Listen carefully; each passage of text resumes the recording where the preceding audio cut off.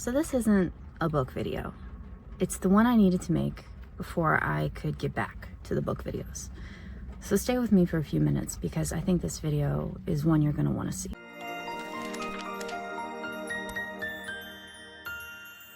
Hey darling, Boyce here. No book breakdown today. No cozy putty of the day rundown either. I just wanna sit with you for a few minutes and talk about something real. And I hope you'll stay for it. If you've been following along, you noticed I went quiet for all of June. I stepped away because there was a loss in my family. Someone we did not expect to lose, and we lost them quickly. I'm not going to get into the details. That story is not mine to tell, but it left me with something I do want to share because it's been quietly rearranging how I look at a lot of things, including this channel and the time you and I spend here together. So this one's personal. My energy might be a little softer than usual for a bit, and I'm okay with that. So let's just talk. Here's the thing grief does that you don't really expect, or I didn't expect it. If you've experienced intense loss, then you already know this probably, but loss doesn't only make you sad. It makes everything sharper. The ordinary day you would have sleepwalked through suddenly looks different. The busy mornings that run on autopilot, the text from a friend you keep meaning to answer, the person across the room that you always assume will be there. Because most of the time we live days like the supply is endless. We put things off. We tell ourselves there's a later. You know, we build this whole someday list and we feel good just knowing it's there, as if having it is the same as living it. And then something happens that shows you with no cushion at all that the runway was always shorter than we let ourselves believe. That later is not promised to anyone. That's the part that knocked the wind out of me. The clarity. While I was sitting with all of this, I kept coming back to something I read a while ago. There's a woman named Bronnie Ware, I think. She spent years as a palliative care nurse sitting with people in the last weeks of their lives. And she noticed that when people look back from the very end, they tend to regret the same small handful of things. So she wrote them down, and I think they're worth saying out loud. The first and the most common is they wished they had found the courage to live a life true to themselves, instead of the one everyone expected of them. You know, not the job they were supposed to want, not the version of themselves other people were comfortable with, living their own life. The second came up again and again, especially from people who had spent years of their lives on the hamster wheel of work. They wished they had not worked so hard. They had missed things, ordinary evenings, the years with their kids when their kids were small, the simple companionship of people waiting at home. The third thing was many wished they had found the courage to say what they felt. So many people swallow it, the love, the hurt, the painful truth. They do it to keep the peace, and then they carry the weight of everything that was left unsaid all the way to the end. Fourth, they wish they had stayed in touch with their friends. The good ones, the golden ones, the ones who really knew them. When life gets busy and the golden friendships drift, it takes a while, but eventually we realize we would give almost anything to have those people back. And the fifth, this one undoes me a little. They wish they had let themselves be happier. They did not realize until it was nearly too late that happiness was a choice they had been allowed to make the whole time. A lot of people stayed in the familiar. They settled. They forgot to actually enjoy the one life that they got. They stayed with what was familiar because familiar felt safe. And in the end, it's not. 5 regrets. And not one of them is about a missed deadline or an unhit goal. They're about presence. They're about love. They're about being brave enough to live like you mean it. And here's the gentle part.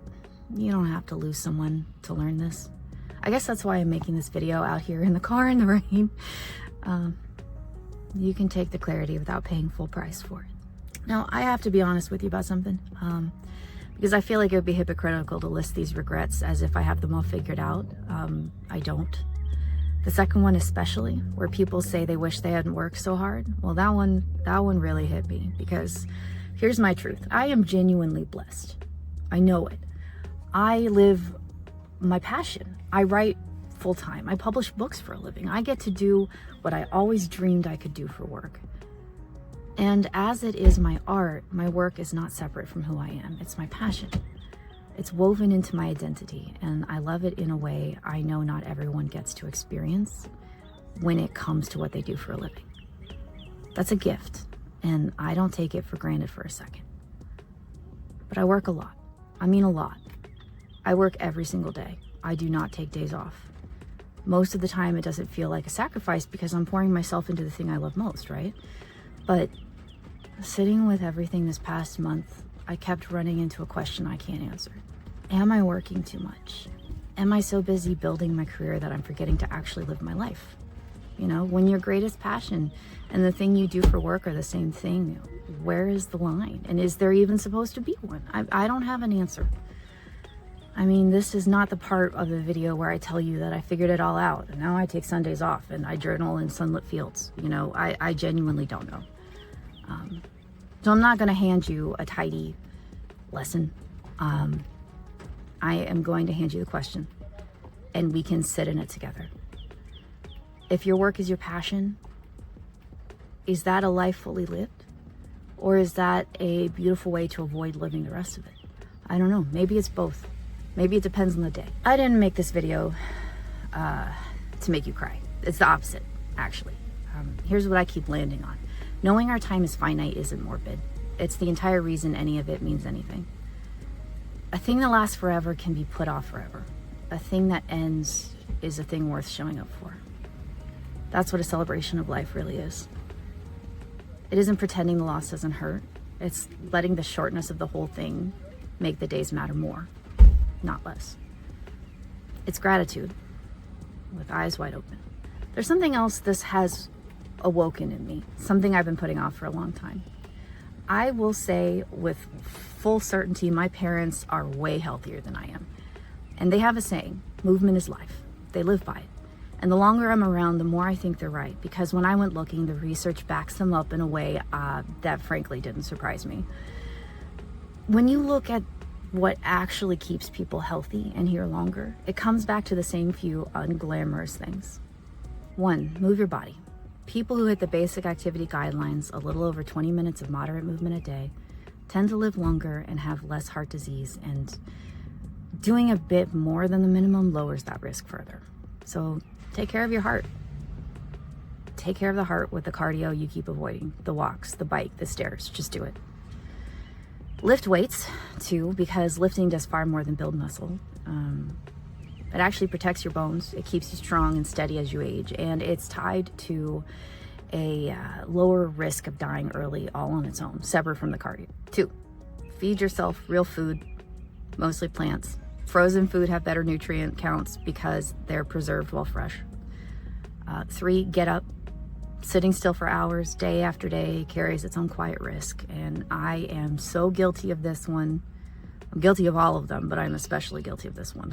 But sitting still day after day carries its own quiet risks, and the fix is simple. Break it up, stand, move through your day. You don't have to get 20 million steps in every day, but at least get up out of the chair every hour. I just want to reiterate, I am guilty of all of this, by the way. I need to improve every factor of my health if I want to be here a long time. I'm not calling you out or chastising you. This is not a lecture. I'm just sharing what I've been researching, what I've been learning, what I've been adopting, and what I will be adopting from now on. I'm probably not even telling you anything you don't already know. I'm not telling any of this. I'm not sharing any of this to nag you. I could not care less about a number on a scale.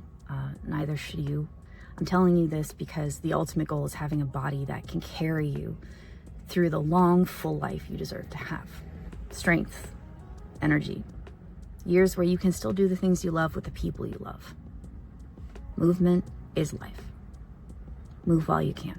So when I tell you that I want to help you find your next book obsession so you don't waste your valuable reading time, I'm starting to mean that now in a new way. Your time is precious, genuinely precious. The hours you spend with a story are hours of your actual life, and they should give something back to you. They should move you or comfort you or light you up or let you feel something you needed to feel. That's the quiet magic of reading when you really sit with it. A good book lets you live more than one life, right? It lets you feel things differently, more fully, more vibrantly. It hands you a piece of yourself back each time you finish one. It can make you lighter, braver, happier. It can heal parts of you that you didn't know were broken.